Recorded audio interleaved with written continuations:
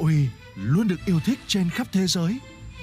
Nguồn nước lạnh trong vắt của Na Uy giúp thịt cá luôn săn chắc và thơm ngon, dù bạn lựa chọn thưởng thức bằng bất kỳ cách nào. Cá hồi Na Uy hoàn hảo cho mọi bữa ăn. Khi phơi trong nhà, áo quần chỉ giặt qua bột giặt thường có mùi. Nhưng Ngọc có Downy. Hương nước hoa ngọc trai đêm, loại bỏ mùi ẩm mốc khi phơi qua đêm tốt hơn so với chỉ dùng bột giặt. Hương thơm ấn tượng và bền lâu. Thử ngay. Argingon. Hạt nêm Argingon mới tăng thêm chiết xuất xương thịt. Được sản xuất cùng quá trình hầm chậm nhiều giờ và công nghệ Nhật Bản.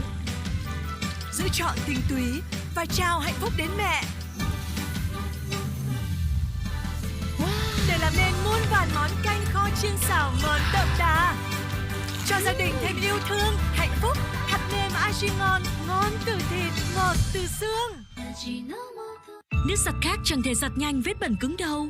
Ngâm, tẩy, vo, mẹ dùng đủ mọi cách để Ariel mới giúp mẹ. Ngay cả khi giặt nhanh, Ariel đánh bày vết bẩn cứng đầu, cho áo quần sạch sâu như ý. Giặt sạch vượt trội và nhanh là hoàn toàn có thể với Ariel mới. Dưới cái nóng thiêu đốt, sao có thể luôn giữ được hương thơm tươi mát? Đừng lo, hãy dùng Downy, hương thơm gấp 2 lần dưới trời nóng bức. Lưu hương ấn tượng suốt ngày dài. Downy mua 10 tặng 2.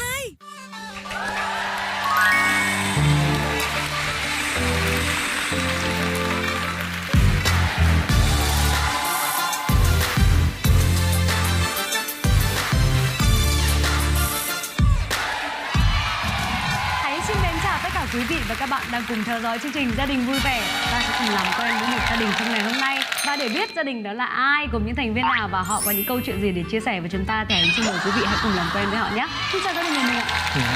Gia đình nhà mình có thể giới thiệu cho Hải cũng như là quý vị khán giả được biết về các thành viên trong gia đình mình ạ. Em là mẹ tên là Mai Phương, chị hai tên là Trác Lâm, bé tên là Trác Hy và ba là Thành Hưng. Trời ơi, Trác Lâm, Trác Hy. Rồi, hai cái tên hay quá, tên rất là đẹp luôn. Trác Lâm bao nhiêu tuổi con nhỉ?